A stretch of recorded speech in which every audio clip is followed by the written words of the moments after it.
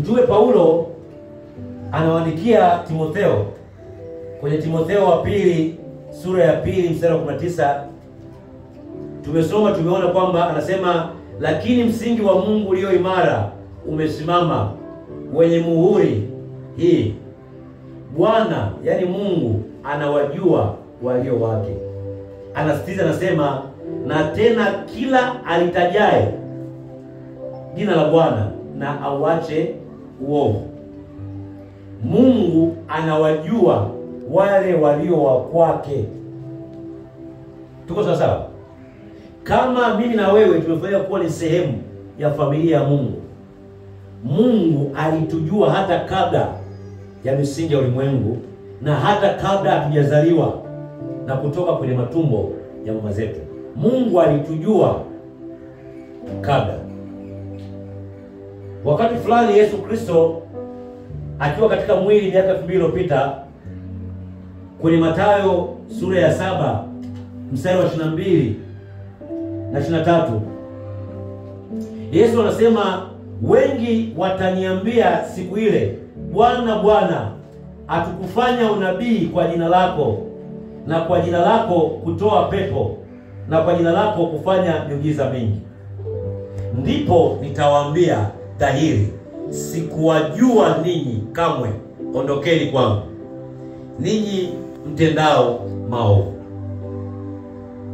Yesu anasema watakapokuja kusema kwamba tulitumia jina lako kutoa mapepo na kuweka mikono juu ya wagonjwa, mimi, yani Yesu, atawaambia kwamba sikuwajua kamwe.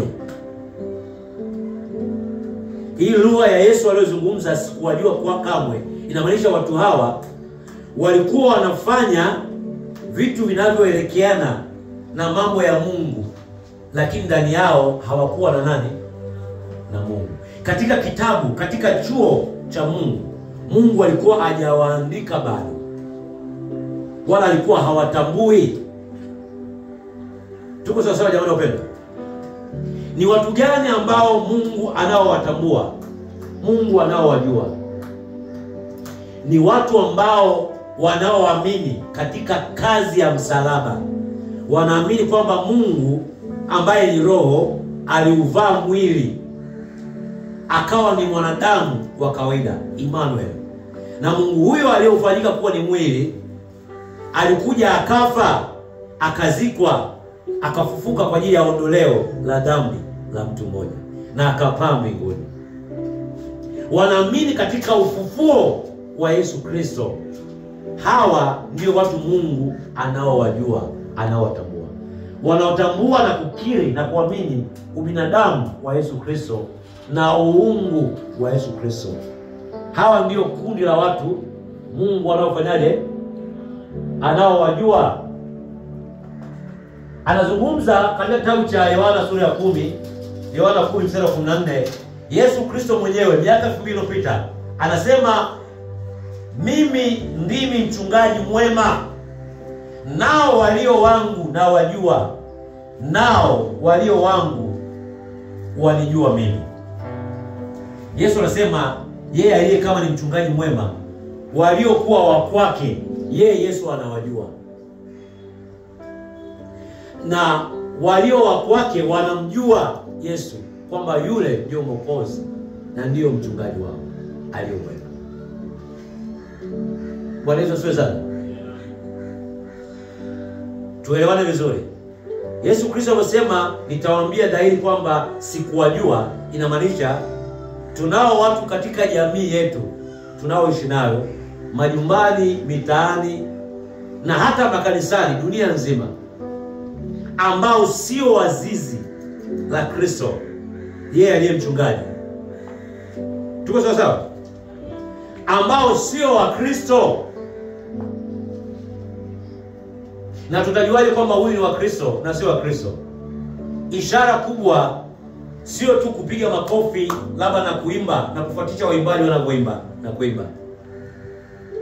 Sio kujiunga katika maombi na kuendelea kuomba kama kawaida ya watu wengine, wala sio kuja kanisani. Ishara kubwa ya kwamba wale wa Kristo ni hawa, watakuwa wanamwamini Yesu Kristo moja, wanamkiri na kumwamini, lakini akili zao na mioyo yao ipo tayari kufanya sawa sawa na Mungu anavyosema. Ipo tayari kuenenda sawa sawa na sheria ya Roho ya Mungu inavyosema. Wapo tayari kuishi sawa sawa na mapenzi ya Mungu, sio sawa sawa na mapenzi yao. Yesu anasema mtu akitaka kunifuata mimi afanyaje? Ajikane mwenyewe. Anasema aliye tayari kuipoteza nafsi yake ataipata, lakini aliye tayari kuing'ang'ania nafsi yake ataipoteza. Anamaanisha hivi, mwanadamu ameumbiwa hisia, ana nafsi, ana akili, ana ufahamu. Kuna matakwa ya kibinadamu alionayo.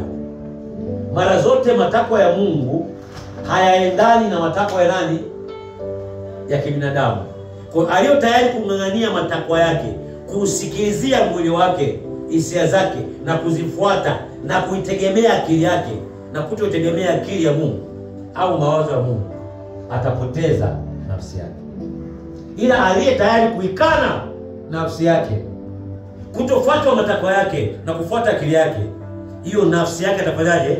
Ataipata, haitaingia katika uharibifu. Kuna mtu mmoja anaongelea hapa, jamani wapendwa. Tukubali kuongozwa na Mungu na tegemezi letu liwe kwa nani? Liwe kwa Mungu. Biblia inazungumza kwenye kitabu cha Yeremia sura ya 9. Nitakusomea Yeremia sura ya 9 mstari 23 na 24. Anasema, Bwana asema hivi, mwenye hekima asijisifu kwa sababu ya hekima yake, wala mwenye nguvu asijisifu kwa sababu ya nguvu zake, wala tajiri asijisifu kwa sababu ya utajiri wake, bali ajisifue na ajisifu kwa sababu hii ya kwamba ananifahamu mimi, na kumjua ya kuwa mimi ni Bwana nitendaye wema na hukumu na haki katika nchi, maana mimi nawapendezwa na mambo hayo, asema Bwana. Kujisifu kwetu na shuhuda zetu ziwe kwa sababu tunamjua Mungu. Hatujisifu kwa sababu tumekuja kanisani, tulikuwa tuna gari, sasa tuna gari. Tulikuwa tuna mke wala mume, sasa hivi tumeoa au tumeolewa. Tulikuwa tuna hichi, sasa hivi tuna hichi. Hatupaswi kujisifu katika namna ya vitu vinavyoshikika wala kuonekanika. Kujisifu kwetu ni kwamba nilikuwa simjui Mungu, sasa ninamjua Mungu. Nilikuwa sijui tabia ya Mungu, sasa ninaijua na kuishi tabia ya Mungu. Nilikuwa sijui kweli ya Mungu, sasa ninaijua kweli ya nani? Ya Mungu. Majisifu yote ya hapa duniani waga yako limited, yana kikomo. Kuna sehemu yanakoma. Jisifu pekee linaloendelea hata maisha baada haya ya kuisha sasa hivi ni kujisifu kwa sababu kuna mtu anamjua vizuri Mungu. Kuna mtu mmoja anaongelea hapa, jamani wapendwa. Nisikize vizuri. Watu wa Athene walikuwa wanamtumikia Mungu asiyejulikana. Paulo mtume alipokuja akawaelezea huyo Mungu wasiyemjua. Kwenye Matendo ya Mitume sura ya 17 mstari wa 22 na 23. Walikuwa wanajitihada watu wa Athene kumtumikia Mungu, lakini bango la kanisa lao limeandikwa tunamtumikia Mungu asiyejulikana, kwa Mungu asiyejulikana. Tuko sawa jamani wapendwa? Kutoka sura ya 32 mstari wa 4 na 5, baada ya Musa kukaa muda mwingi akiwa anaomba kule, amefunga usiku na mchana mlimani, wana wa Israeli kwa kuwa walikuwa wameongozwa, wanategemea kuongozwa na sauti ya Musa kupitia kinywa cha Mungu. Walipokaa kimya, walipoachwa na Haruni, hawakusikia na wapona mtu akupa kuwapa maelekezo. Wakaamua kujitengenezea mungu ndama wa muabudu huyo. Wakachukua gold, hereni, bangili, kila kitu za gold, wakaziyeyusha, wakatengeneza mungu wa ndama. Ni kawaida ya mwanadamu, lazima kuwe kuna kitu anachokisujudia, kitu kinachomsukuma na kumuongoza. Hata mtu anapopokea kipawa cha neema ya wokovu, akikaa pasipo kusikia sauti na maelekezo ya Mungu kupitia watumishi wa Mungu, ndio wale ambao wameokoka, lakini kuna wakati mwingine sauti nyingine zinawapeleka kwa waganga wa kienyeji, kwa sababu hawajapata watumishi au wapendwa wa kuambia uzuri wa Yesu Kristo, uweza na ukuu na utukufu wa Mungu. Sauti nyingine zinawapeleka kwenye giza. Ni kama vile wana wa Israeli hawakumsikia Mungu, kwa sababu Musa alikuwa yuko huko amefunga na kuomba, wakajitengenezea ndama ili waiabudie na kuisujudia. Mwanadamu ameumbwa kwa ajili ya kuongozwa, kuwa na mwelekeo fulani wa kuongozwa. Wafalme wa pili sura ya 17 mstari wa 33 tunaona watu wa Samaria walimjua Mungu juu juu, walimwacha Bwana Mungu ila wakaitumikia miungu mingine. Watu wa Samaria walimjua Mungu juu juu, hawakumjua Mungu kwa undani. Kwa kuna wakati kwa kutokumjua Mungu kwa undani ikawalazimu wao waende kwa miungu mingine. Kwa hiyo watu wanaoumbishwa leo wako kwenye Mungu wa kweli, kesho wako kwenye giza, kesho wako ni watu ambao kuna kiwango cha kumjua Mungu ndani yao akijafunuliwa zaidi. Kwa hiyo kazi tulionayo kama kanisa ni kufanyaje? Kuwafunulia sura ya Mungu halisi, wajue Mungu ni nani kwao kwenye maisha yao. Kutangatanga kwa watu, ile hali ya kuwa na nia mbili, leo mmoja uko huku mwingine uko huku, ni kwa sababu kuna kiwango fulani Mungu hajafunuliwa kwa ukubwa na ukuu ndani yao. Kuna mtu mmoja anaongea hapa jamani wapendwa. Bwana Yesu asifiwe sana. Kwenye Samueli wa kwanza sura ya 2 mstari wa 12, watoto wa kuhani Eli, hao walikuwa ni watoto wa makuhani, wapo hekaluni siku zote, wapo kanisani. Walikuwa hekaluni ila hawakumjua Mungu vizuri na ibada yao haikumpendeza Mungu. Ndio maana unaweza kukuta leo watoto wa wachungaji, Mungu atusaidie sasa watumishi wa Mungu, ni watoto wa wachungaji lakini hawaendendi, ni kama watoto wa duniani. Wanakunywa pombe, wanaenda club, wanafanya matendo mengine kama ya watoto wasiokuwa na malezi ya kanisa. Na ni watoto wa watumishi wa nani? Wa Mungu. Wanavuta sigara, wanafanya umalaya. Watoto wa kuhani Eli walikuwa kanisani, wanashinda hekaluni, lakini walikuwa hawamjui Mungu vizuri. Kuwa mtoto wa mchungaji sio tiketi ya kwenda mbinguni. Mahusiano kati ya mtu na Mungu ni personal, ni kati ya mtu husika aliyemwamini na kumjua Mungu. Halo. Mungu atusaidie sana namna ya kuwalea watoto wetu na kuwatunza na kuwaombea pia. Inawezekana nyuma moja wachache wanamjua Mungu, wana mahusiano na Mungu, lakini wengine hawamjui Mungu, hawana mahusiano na Mungu. Yesu Kristo anazungumza katika kitabu cha Mathayo sura ya 15 mstari wa 7 na wa 9.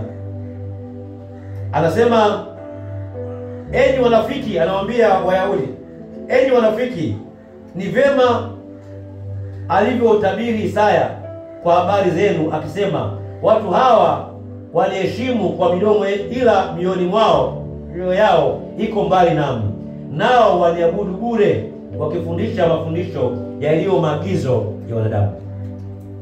Yesu Kristo anawaambia, ananukuu kile ambacho Isaya 29 mstari wa 13 imesema. Anasema Isaya ilitabiri kwamba watu hawa wananiabudu Mungu, wananiabudu tu midomoni mwao ila sio kwenye mioyo yao. Wanajitihada kumwabudu Mungu midomoni mwao, kulitaja jina la Mungu, ila sio katika nini? Mioyo yao. Unajua anamaanisha nini? Yesu Kristo anaita watu hawa ni wanafiki. Alikuwa anazungumzia ni wazee wa dini, Mafarisayo, Masadukayo na waandishi, kwamba wanahitaji jina la Mungu hapa, lakini ndani ya mioyo yao kuna ufisadi, kuna mawazo mabaya, kuna chuki, kuna hasira, kuna visasi, kuna uchungu, kuna masononeko na manunguniko ndani ya mioyo yao. Hawa walikuwa ni viongozi wa nini? Wa dini. Anasema kile Isaya ilitabiri, Isaya 29 mstari wa 13, kwamba watu hao wataniabudu mimi wapi? Kwenye vinywa vyao tu, lakini ndani ya mioyo yao hawataniabudu. Kwa hiyo sio wote waliokusanyika katika sehemu ambayo inaitwa kanisa ni kwamba wote wanaabudu Mungu. Ibada iko ndani ya nini? Ndani ya moyo wa mtu. Ndio maana kuonyesha mikono wote hivi. tunaimba tunakuabudu. Sio vyema sana kuimba tunakuabudu. Inabidi tuimbe tena ninakuabudu, kwa sababu huwezi kujua mwenzako hapo pembeni yako anamwabudu Mungu ndani ya moyo wake au anamwabudu Mungu pale kimya chake. Bwana Yesu asifiwe sana. Paulo mtume anawaandikia kanisa la Warumi, Warumi sura ya 10 mstari wa 2. Anasema, kwa maana na washuhudia kwamba wanajuhudi kwa ajili ya Mungu, lakini si katika maarifa. Wayahudi walikuwa wanajuhudi, wanajitihada kwa ajili ya Mungu. Yaani wanajitihada kwa ajili ya nini? Ya Mungu, ila sio katika maarifa ya nani? Sio katika maarifa ya Mungu.